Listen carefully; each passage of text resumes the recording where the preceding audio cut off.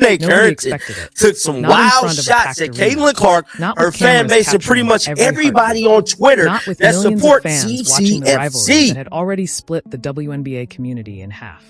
But when Dijonai Carrington's hand shot across Caitlin Clark's face, catching her eye in a flash of brutal contact, the entire stadium froze. Gasps rippled through the crowd.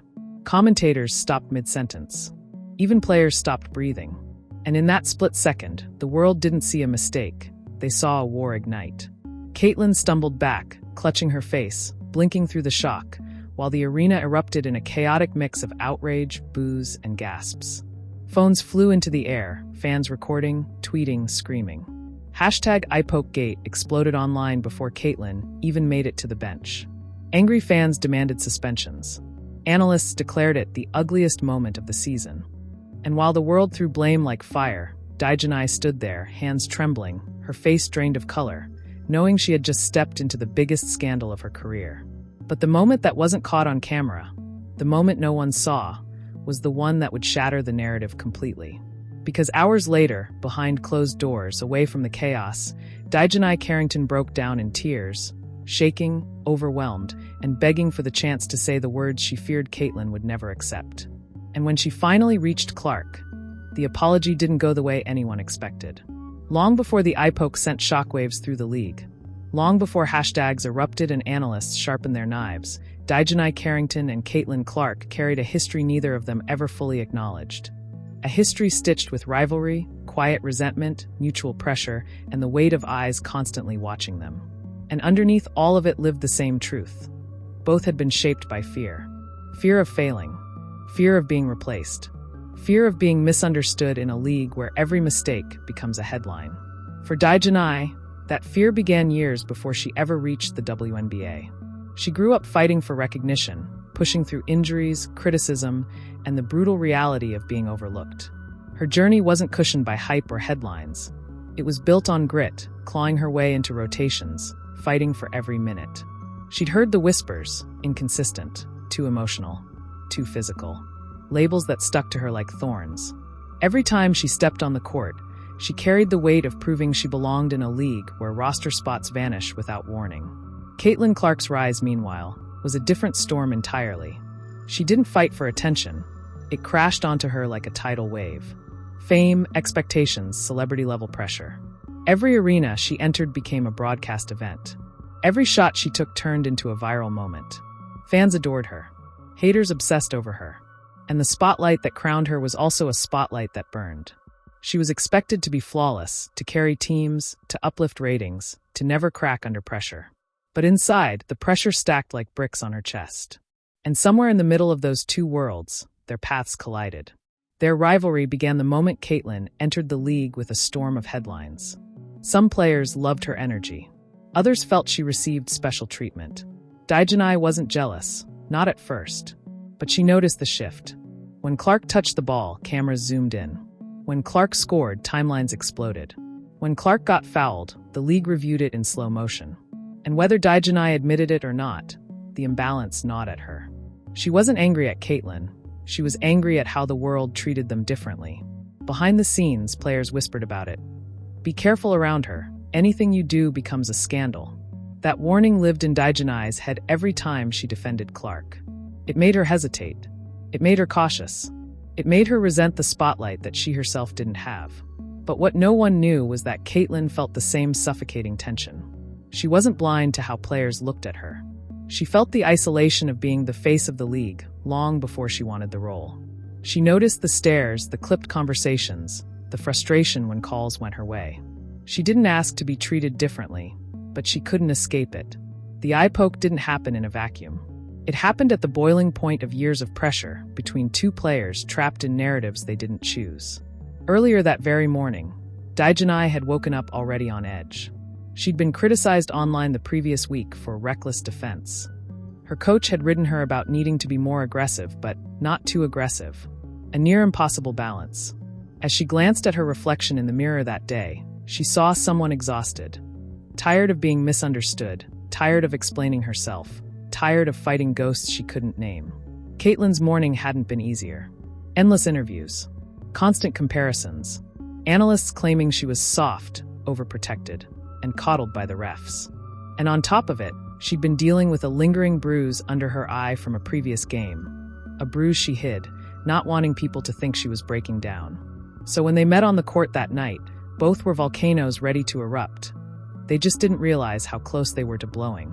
Throughout the game, tension simmered. Every time Caitlin cut to the basket, Dijonai tracked her like a shadow. Every time Dijonai crashed into a screen, fans screamed for a flagrant.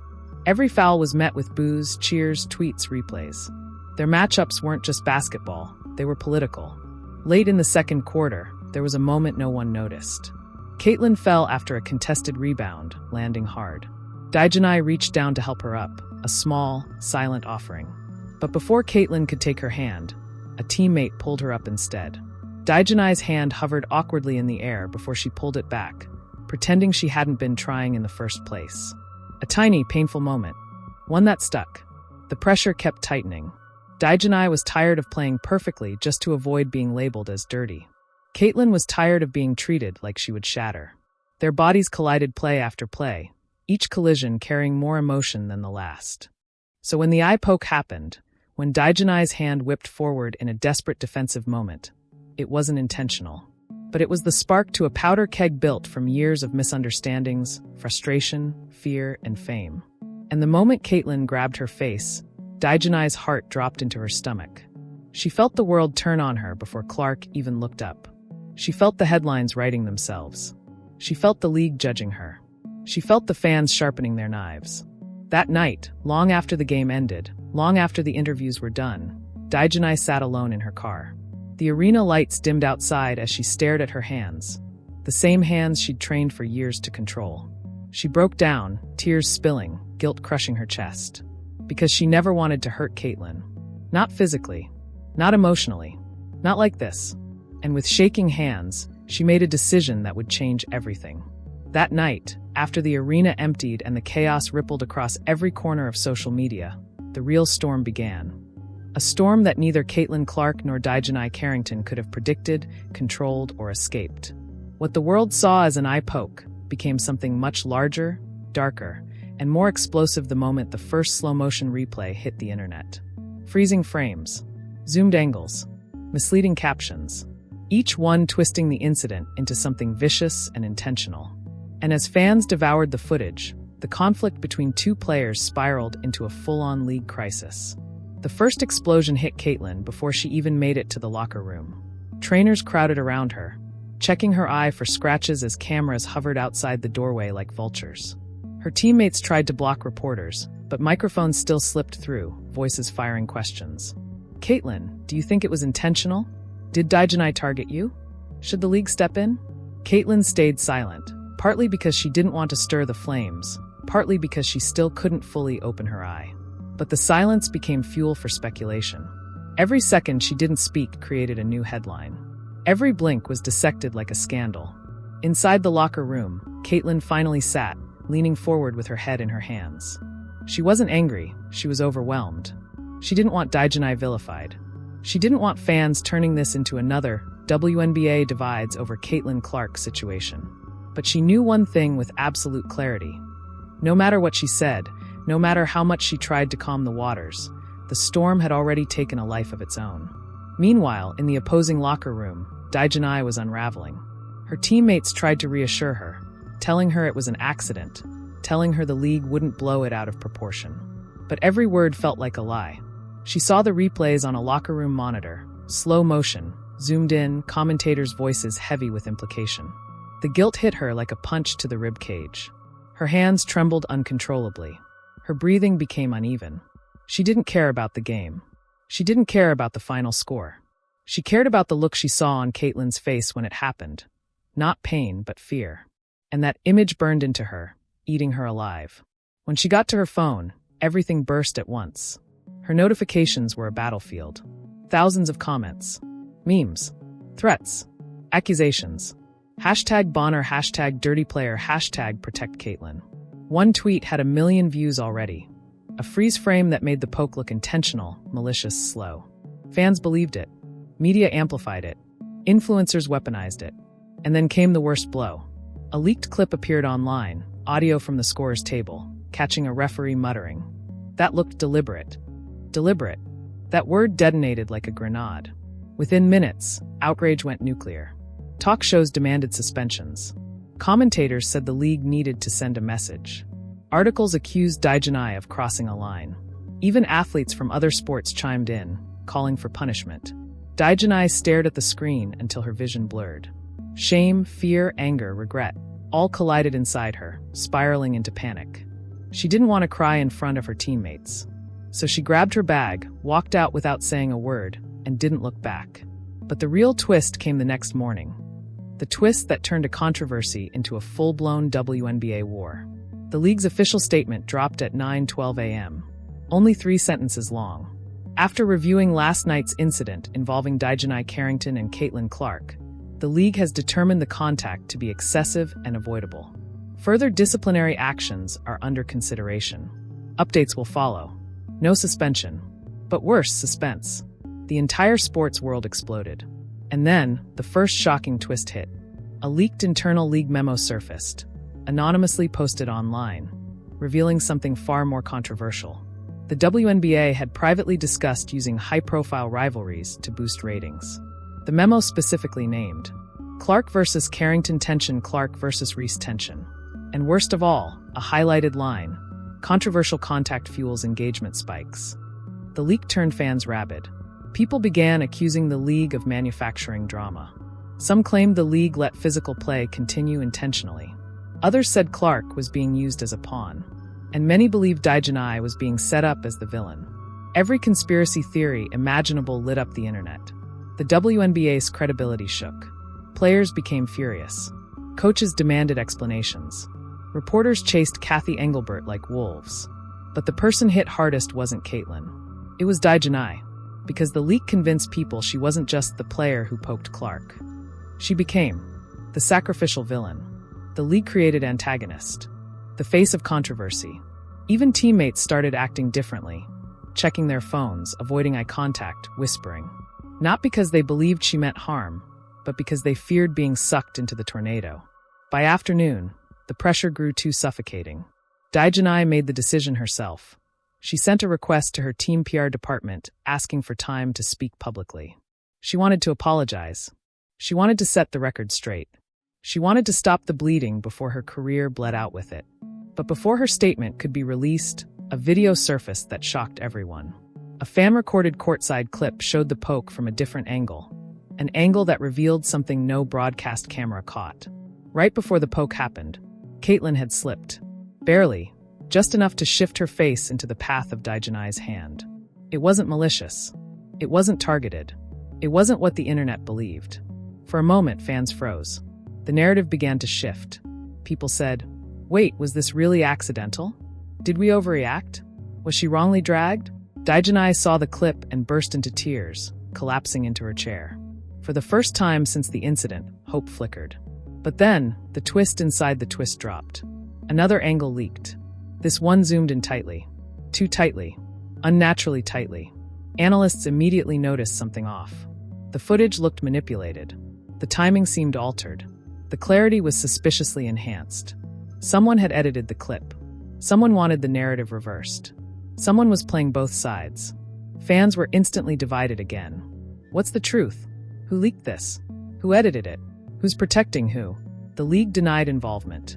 Teams stayed silent. Players grew paranoid. And Caitlin? Caitlin watched the edited clip alone in her apartment, confusion sinking into her chest like a stone. She didn't know who to believe. She didn't know whom she could trust. She didn't know why someone was manipulating footage from her game.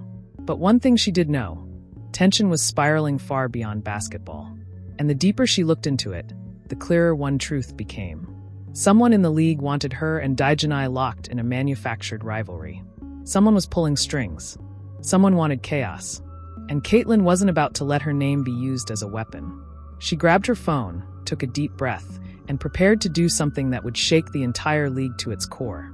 Something that would collide head-on with Dijonai's planned apology. Because Caitlin wasn't going to let someone else write the story anymore. She was going to speak. And the moment she did, everything changed. The moment Caitlin Clark opened her phone and hit record on the front-facing camera, the internet didn't know it was seconds away from detonating. She wasn't wearing makeup. She didn't script anything. She didn't even check her lighting. She simply stared into the lens with an expression the world had never seen on her. Frustration edged with a kind of exhaustion that revealed just how heavy the chaos had become. "Before anyone speaks for me," she said, voice calm but razor-sharp, "I'm going to speak for myself." That sentence alone cracked the algorithm in half. Caitlin explained the play, honestly, vulnerably, saying she didn't think Dijonai meant harm, that the moment was fast, physical, and blown out of proportion. She said she didn't want the league weaponizing narratives, and she didn't want fans turning players into villains for clicks. But the most shocking moment came at the end, when she said the line that instantly made headlines worldwide. "Someone is playing games behind the scenes, and I'm not letting my name be used anymore." The comment sections ignited like dry gasoline. Who is she talking about? A coach? A league official? A media producer? A rival player? A marketing executive? No one knew. Everyone guessed. And that's when the escalation truly began. While Caitlin's video rocketed into every corner of the sports world, Dijonai Carrington sat in a conference room across town, preparing to film her apology. She had spent hours rewriting her statement, adjusting words, trying to balance accountability with truth. She didn't want to seem defensive. She didn't want to create more conflict. She just wanted to breathe again. But when Caitlin's video hit her phone, everything shattered. Her teammates watched her face drain of color. Her hands shook again. Not because Caitlin blamed her, Caitlin didn't, but because Caitlin's message had changed the playing field completely. If Caitlin believed someone was manipulating the narrative, then Dijonai wasn't just apologizing for a mistake. She was apologizing inside a storm designed by someone else. She felt trapped, pulled in two directions. One side, her guilt, her responsibility, her conscience telling her she owed the world an apology. The other side, a new terror that apologizing now would make her look guilty of something she didn't do. Then her PR manager burst in. "You need to pause," he said. "There's been a development." He turned the screen toward her. A new leak. A voice recording. Anonymous. Heavily circulated. Already viral. The audio captured a heated conversation between two unidentified league officials. "We need conflict. Clark moves numbers. Lean into it. Push the Carrington angle. It's perfect." Dijonai's heart stopped. Perfect? Her being dragged? Her being targeted? Her being destroyed? She covered her mouth as her eyes filled with tears again. But this time it wasn't guilt. It was betrayal. Not from Caitlin. Not from fans. But from a system she'd given everything to. A league she promoted, defended, sacrificed for. Now she understood why everything felt wrong. Someone wanted her to be the villain. Someone wanted controversy. Someone wanted Caitlin Clark under pressure. Someone wanted the narrative to combust. Dijonai stood up, pushing away from the table, pacing the room as emotions battled inside her. Anger at being used. Fear of losing her career. Hurt from being labeled dirty. Shock that the league might be behind it. And confusion over whether to stay silent or fight back.